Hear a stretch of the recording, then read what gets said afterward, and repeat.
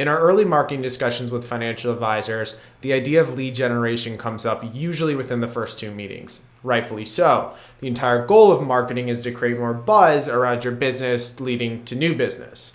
Now, the key here is that a lot of financial advisors are making their prospects jump through too many hoops in order to consume their content and also in order to do business with them, whether that's behind gated content or having them fill out a number of questions in order to have a conversation.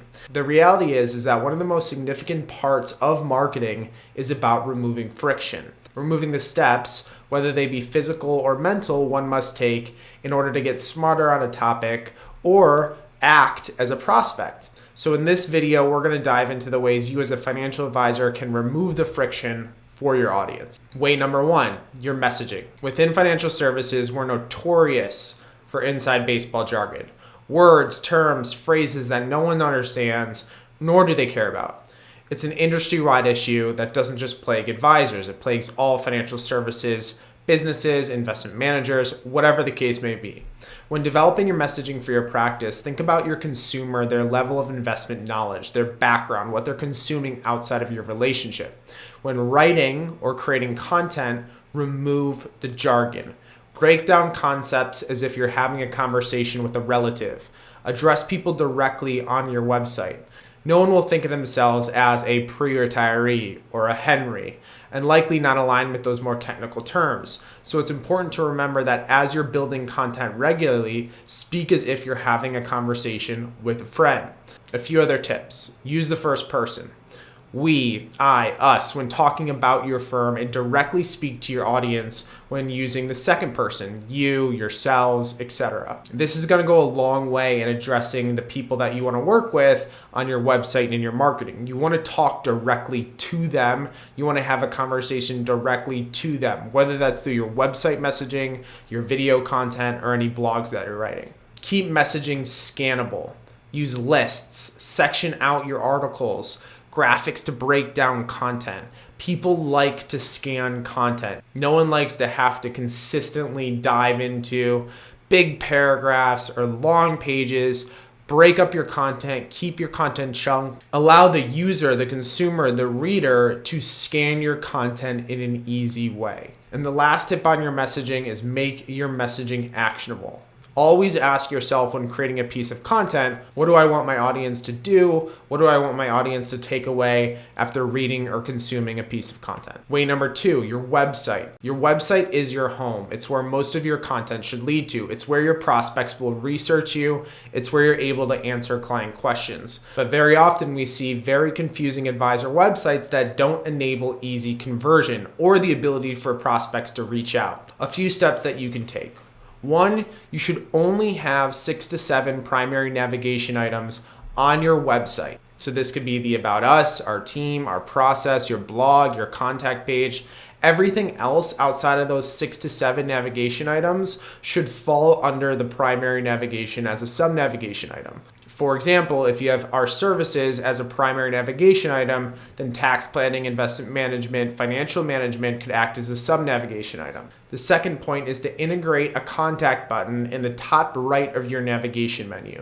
This should remain sticky as you're going throughout your site. If you go to the7group.com, book a demo follows you around throughout the entire site. So someone should always be able to find a place to reach out to you no matter where they are within the site experience. And then finally, enable passive conversion points. You have 2 types of conversion points within your site, active and passive. Active is to schedule a discovery call, contact us, book a free review. Those are the places people are going to go to get on your calendar.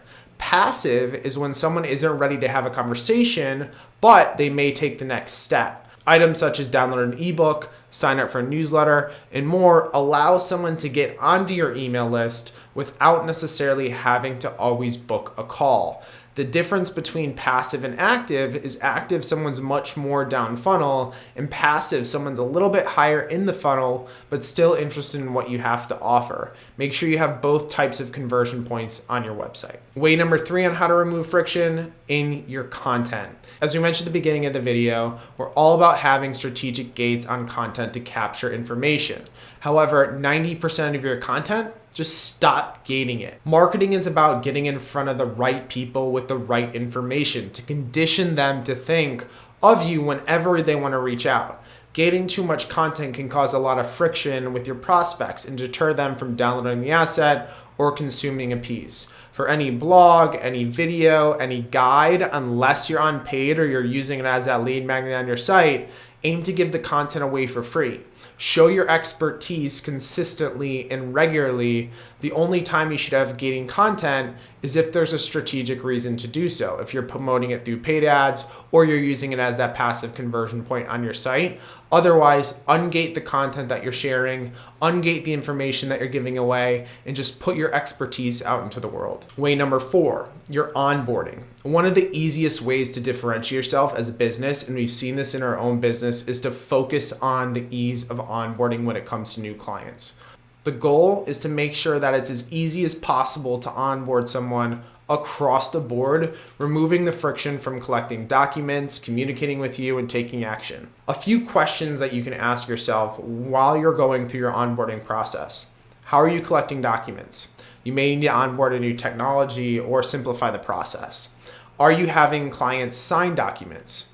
It may make sense to onboard an e-signature platform such as DocuSign. How are you communicating with clients? Is it only via email? Are you doing email as well as text message? Depending on your compliance direction, it may make sense looking into a system to communicate more effectively depending on your client's consumption patterns. And then finally, after you create that plan, what do your action items following that meeting? Consider simplifying your plans to one page, which has been talked about a lot within our industry, and make them actionable. Follow-up items should go out the door in less than 24 hours after the meeting so it remains fresh in the client's mind. And way number 5 to remove friction from your marketing is in your email communications. It used to be that your newsletter would be a bunch of links out to content to your website, but newsletters like The Morning Brew, The Hustle have made it clear that people like to consume content within the context of the email. They like to open the email, read whatever they need to read, and delete it or close it out. Since you already have their contact information as an advisor, it's less important to drive them out to links. So when creating any newsletter, keep the main content in context of the email itself. Keep it short, to the point, keep it actionable. You can still include some links to external content, but the main content should be consumed within the body of the email. This will go a long way in terms of your engagement rates, your read rates, and your consumption patterns from your audience. Marketing is as much as an art as it is a science, but when it comes to taking action, removing friction should be one of your main goals. Ultimately, your prospects will be much, much happier, your clients will be much, much happier, and you'll also see a lot better results from a marketing perspective. We'll see you in the next video.